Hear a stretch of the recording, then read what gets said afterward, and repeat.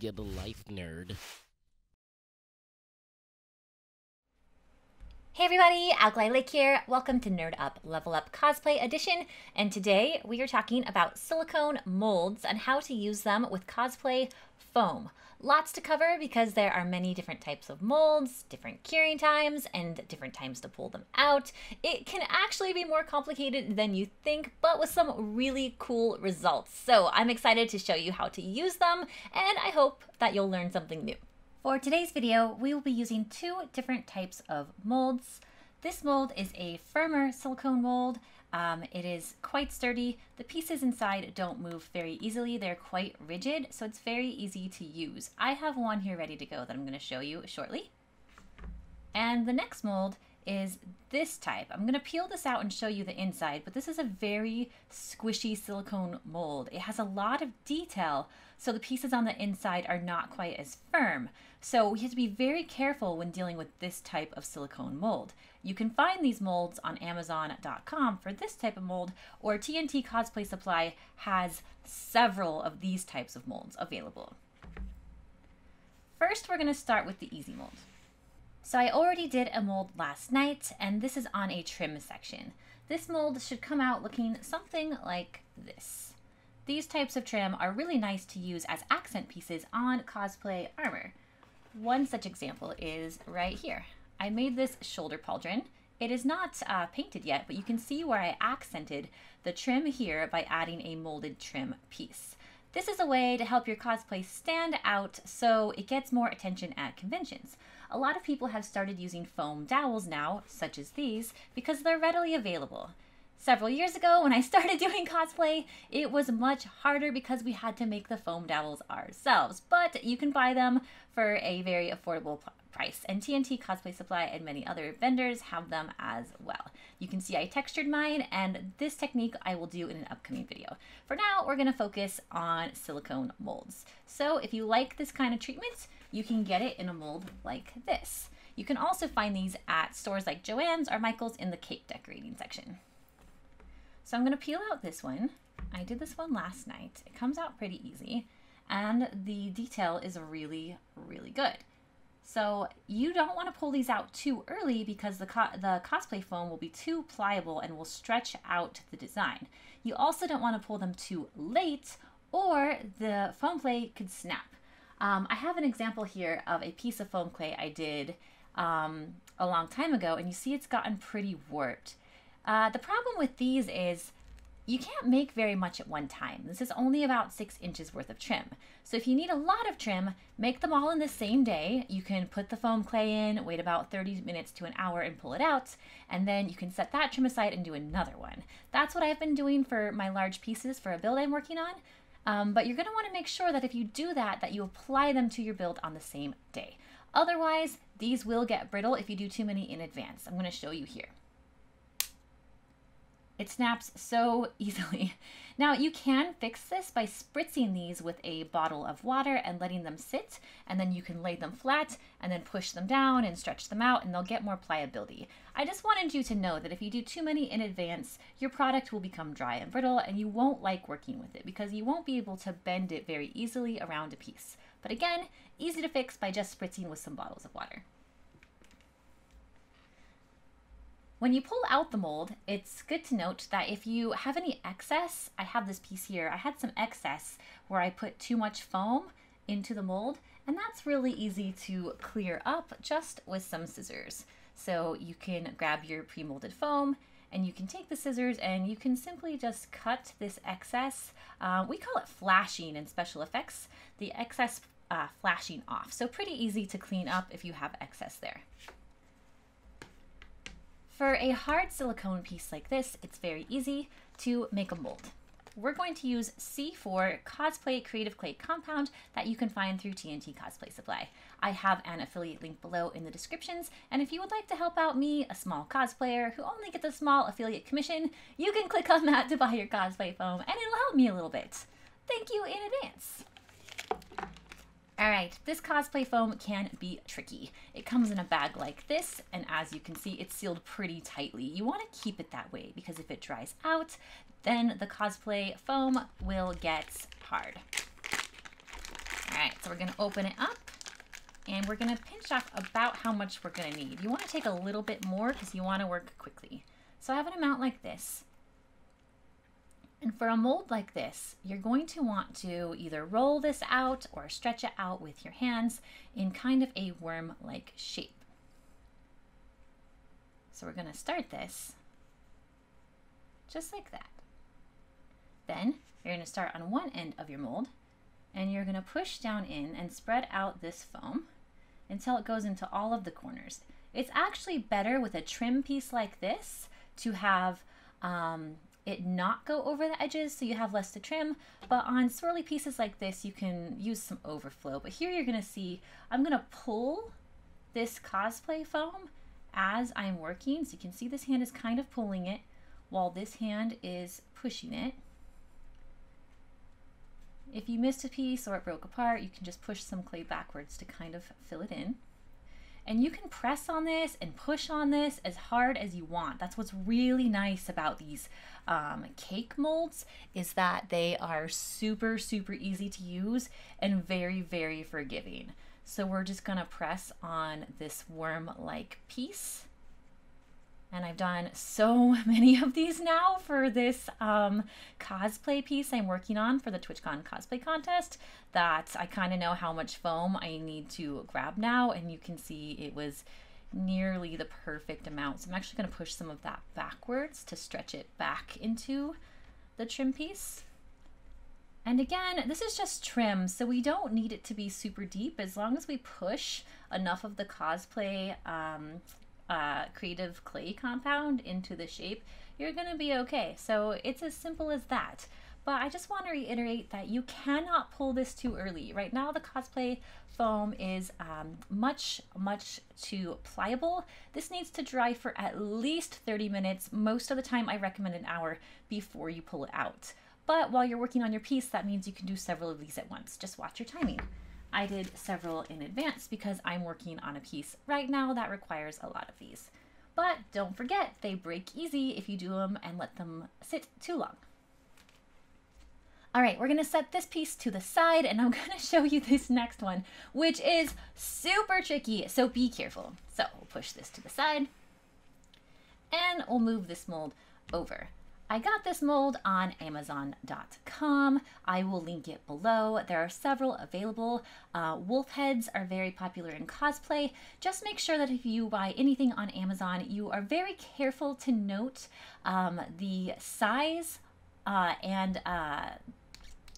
just be careful to note the size of the mold, because one of the biggest comments I see in reviews is that something was smaller than they expected. So I made sure to read the reviews ahead of time and knew that this piece was going to be this size, which is exactly what I needed. But especially in like World of Warcraft cosplay or other types of cosplay, the wolf heads or the lion heads are quite large. So, you know, just food for thought, make sure to look ahead. I did this piece this morning. I did it about 3 hours ago. This is quite a deep piece. If you look at it from the side, this piece is, let's see here. This piece is just over a ½ an inch thick. So it is going to take longer to cure than the skinny strips I was doing earlier. So I let this one sit about 3 hours.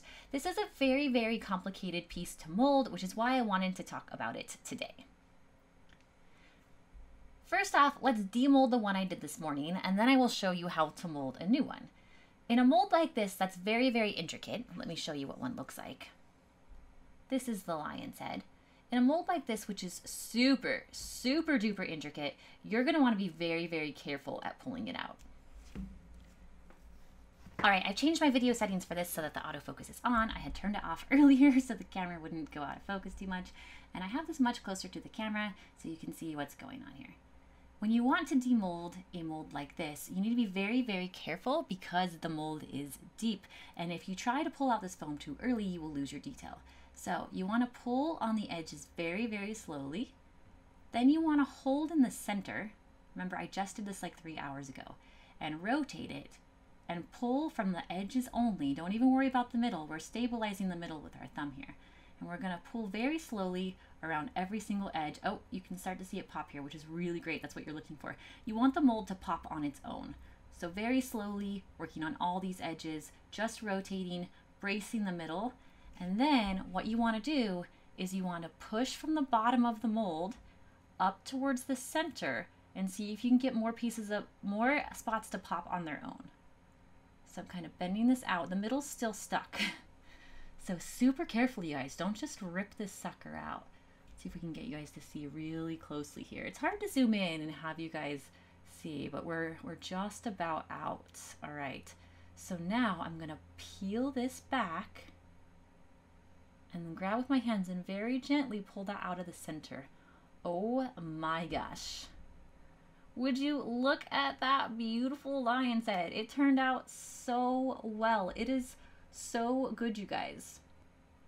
So I have it zoomed in really closely and you can see the detail is super, super good. You can see a couple little pits here where there is a little bit of foam clay sticking, but that smooths out with a tiny paintbrush and some water. So very, very easy to smooth this out, and you can see how great of detail this is. Something like this will add a lot to your cosplay. I'm going to show what this looks like on the shoulder pauldron that I already made with it, and then I'm going to show you how to mold this.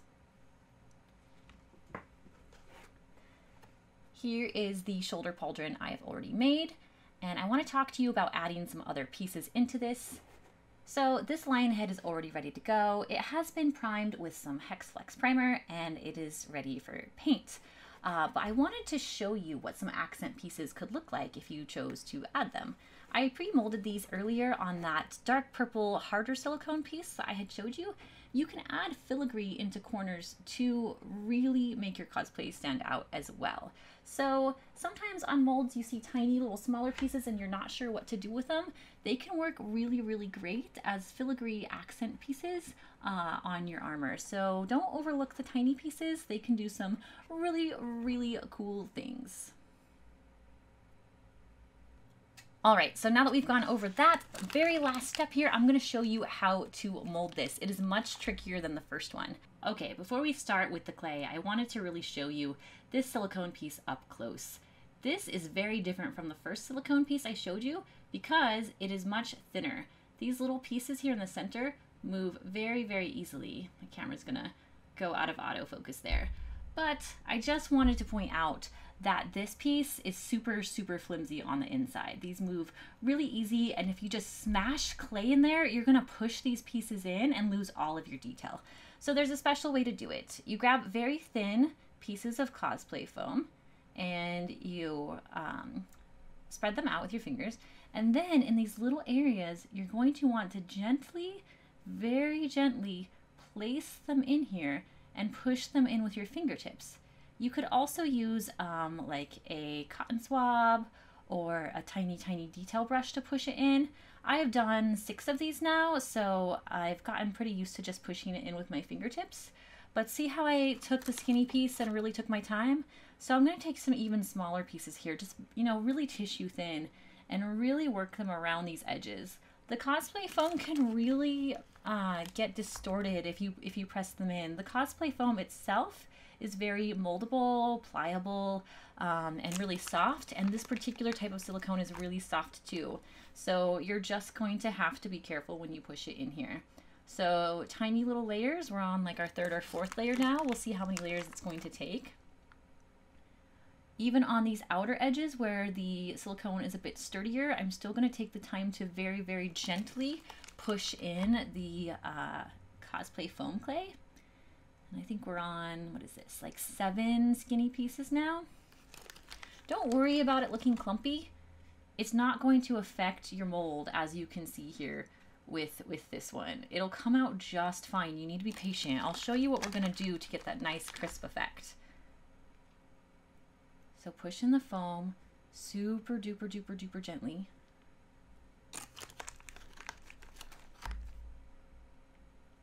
A little bit at a time. Don't rush it. It's gonna be okay. For a critical piece like this that's gonna catch everybody's eye, you don't want to rush this anyway. So we're working our way back to the center. For a detailed piece like this, I don't want to have to cut off flashing off the edges like I did with that trim piece I made earlier. I'm going to try to make this as flush on the edges as possible with the foam. You can cut away edges, but these edges have hair-like effects to them, and I'd hate for my scissors to get too close and disrupt that.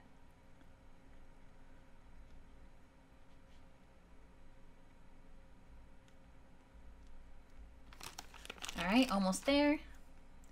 Just a few more pieces on the edges. And then I'll show you what we're gonna do to make sure that this comes out crisp like the other piece. Because since we did do a bunch of layers, you're gonna have to be careful. Okay, so we did all the gentle layers where I very lightly pressed it in. And now we gotta smash it in. So now you can go ahead and press your thumbs really, really hard in the center and push that cosplay foam in. It's very important that you press very, very hard in the middle, because if you don't, we're not gonna get that lion head. And then we have excess foam on the sides where there's too much, go ahead and roll it to the center with your thumb and push it down. The more you compact this clay, the better off you are. So we're the exact opposite of where we started, which was being gentle. Really, really smash it in there. Then once you're confident you've smashed it in, and it's deep into all those pieces, you can then flip it over, push it on something flat, so we flatten out that bottom, and really push with your thumbs in towards the center. There we have it. Now you just flip it over, set it to the side, out of sight, out of mind, and you can pull that in about 3 hours. And that's pretty much it, you guys. There's like harder types of silicone, and then there's softer types of silicone. So just, know which kind you're getting when you get it. Both of them take resin very, very well, but they take foam clay very, very differently. So this is how you can tell what to do if you're going to use foam clay with silicone molds. All right, you guys, I hope you found that helpful. Keep tuning in and hit like and subscribe if you like videos like these, because trust me, I have so much more coming. I'm working on a huge build and there's so many different tips and techniques to show you, and I am excited to walk you guys through all of the processes. So again, hit like and subscribe, follow me if you like stuff like this, and I will see you guys around.